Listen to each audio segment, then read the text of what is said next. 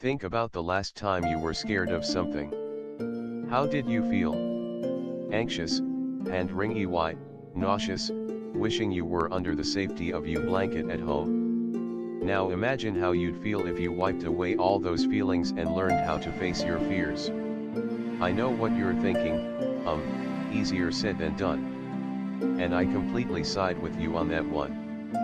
But I also know that when we're uncomfortable we tend to err on the side of contentment and choose to bypass putting ourselves into iffy situations, no matter the amount of self-growth or accomplishment that can come out of it. Personally, I can think back to a handful of moments I decided to chicken out of in order not to feel anxious. I left a party rather than trying to talk to anyone. I refused to put on skinny jeans because I wasn't ready to face the mirror. I didn't book a ticket to a city hours and hours away from me because I was scared to do it alone. And with each of these scenarios, if I only stuck my neck out just a little, I could have reaped amazing rewards. So don't be me. Learn how to face your fears and see all the amazing things that can happen getting outside of your comfort zone. Let's do this together. Below are 7 ways to face your fears once and for all.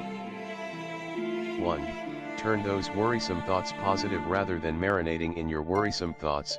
The second you feel the tirade of "oh me God, create a mental effort to change them into something positive. Lifestyle writer Tess Marshall from self-development site Tiny Buddha offered, fearful thoughts attract more fear. Positive thoughts attract success. Instead of expecting the worst, train your mind to expect the best. Make positive assumptions about your future. So instead of thinking "I definitely can't do this," think the opposite of "I got this," and list the ways you're prepared to take it head on. Because you are. 2. Use other winners as an inspiration. Whether you're scared to step outside in a romper or terrified to go quit your job to follow your dream, find encouragement and confirmation in the success stories of others. Look up those that have rocked the hell out of what you're trying to do, and use them as your motivation to give it a shot. 2. Marshall recommended, use the success stories of others. Read how the Brooklyn Bridge was built. Study the success of Steve Jobs, Walt Disney, Steven Spielberg, and Oprah Winfrey. Take note of the courage they developed and follow their path to greatness. After all, if they had the chops to do it and the sky didn't fall around their shoulders, the same can happen to you. 3. Change the script of the narrative in your head. When you're scared, you think of a horror story to end all horror stories in your head in order to keep you cozy in your comfort zone. If you try to make your side hustle a side business, you'll fail miserably and won't be able to make rent and will be that one girl that lives underneath the bridge. If you ask that cutie out at the bar, they'll sucker punch you right in the face. Like, square in the face. If you go to the party alone, you'll be sitting all night on the sofa alone, a shunned social recluse. Instead of believing all that negative self-talk, change the script of your story. Lifestyle writer Tess Marshall from Lifehack observed, our stories are often about the pain of the past or the fear of the future. Change the fearful stories you tell yourself. You can find safety by learning to live in the present moment. You always have the option to create new stories filled with positive expectations of the future.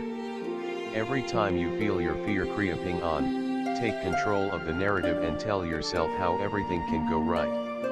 It'll be a lot more encouraging. 4. Think of the worst case scenario, and show yourself how you'll get through it. While many say that it's not helpful to dwell on the worst case scenario of your fear, I think it could be. Only if you think about what's the most tragic, cringeworthy, devastating thing that could happen, and then show yourself just how you'll get over it and work past it. Entrepreneur Amy Rees Anderson and business contributor to Forbes, wrote, "Sure, having to work through a negative outcome may not be easy or fun, but we will, in fact, find a way to move beyond it. By going through the exercise of dealing in our minds with the worst case scenario, it allows us to mentally shift our thinking from "I can't handle it" to "I will get through it," thus allowing ourselves to move forward in spite of our fears. It'll help you see that you can work through anything as long as you have the will to. 5. Tackle it systematically. A great way to calm any great fears is to tackle it systematically. Say you're scared of going outside in short shorts. Rather than wearing the tiniest pair you can find, first try going out in culottes. Then step out in loose high-waisted Bermudas. Then keep raising that hem until you're finally in that hot pants zone you were after. By taking it slow, you systematically normalize the fear and allow yourself to get used to it. Psychotherapist and Forbes contributor Amy Morin said, "The key to overcoming a debilitating fear is to start by doing something that is only slightly anxiety-provoking. On a scale of 1 to 10, with 1 meaning no anxiety and 10 being equal to sheer terror, look for something that would raise your anxiety to level 4. Then, keep doing that activity until your anxiety decreases. And it will, as long as you're diligent. 6. Make the decision that it's okay to be afraid. Just because you're afraid doesn't mean you should stop from trying. You can both feel your fear and anxiety, and still move forward with what you're apprehensive about. Once you decide that that anxious feeling isn't a roadblock but just a part of the experience, it becomes a non-issue." Anderson shared, "I decided it was okay for me to feel the fear, because frankly I couldn't stop from feeling it, but I was going to do whatever needed to be done anyway. Once I decided to acknowledge I was going to press forward in spite of my fears, it was like a huge stumbling block was suddenly removed from my path." You don't have to erase your fear, you just have to try despite it. 7. Take a deep breath, and jump. You'll never get over your fear by staring at it from the sidelines. Instead, gather up all your courage and jump right into the thick of it. The more times you practice it, the less intimidating it will be. Marshall offered, "Do the things that frighten you.